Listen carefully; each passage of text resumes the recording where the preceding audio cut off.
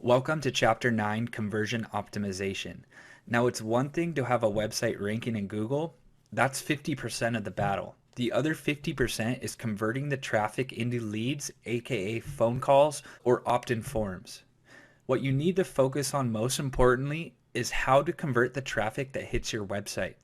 You need to seem as premier as possible in the niche you are in. Now, by following the guidelines in this chapter, I am going to show you how to raise your conversion rate percentage for your website. So let's go ahead and jump straight into this. So let's talk about some best practices for local SEO copyright. First, you really want to write to your demographic. Know your demographic, know their wants, know their needs, and know what they want to be fed when they reach your website. It's really important. You're not just writing content to get it up there, you're writing content to a specific person, so know that person really well. You don't want to use images just straight out of the internet or what we like to call stock photos. Stock photos are great, but if your whole website is one big stock photo, people are just going to catch on and they're not going to take you as seriously as a well-branded competitor. Remember that. Now, two of the top plugins I like to use to help convert. Number one is Easy Bounce. And what this does is it's kind of a sniper trick. When someone clicks back on their web browser to go to the Google search again to look at other competitors, Easy Bounce will redirect them to any page you want. So as soon as they get to your site, they're kind of trapped in there until they close out the browser with the red button. Now what this helps out with is the CTR, or the click-through rate, and it's a great plugin. I highly recommend you look into it. I use it on all my local lead generation websites. Now another plugin I like to use is any kind of pop-up plugin where you can throw an offer in front of the web user's face and set the limit of how long it stays there, when it pops up, and all that stuff. So go do some research, find a great pop-up plugin. I personally use Ninja pop-ups and it works for me every time. What I'll do is I'll put an offer on that pop-up. So as soon as someone's on my website for more than 30 seconds, I'll have a pop-up overlay of a contact form or a phone number or a call us now and we'll help you solve your problems.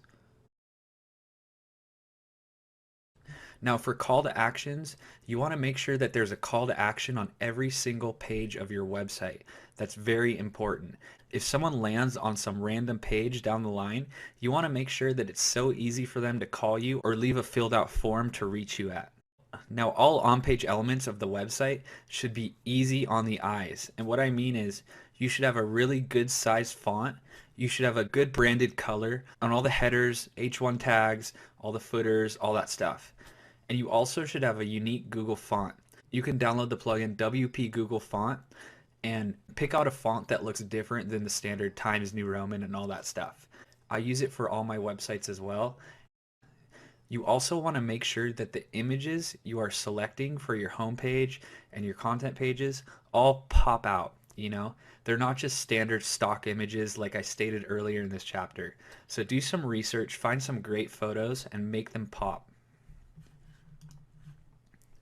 Now the most important calls to actions is the number at the top right of the header, the contact form, which is going to be on the sidebar of the page, and the number in the body of the copy. So for that one page, we would have 3 call to actions.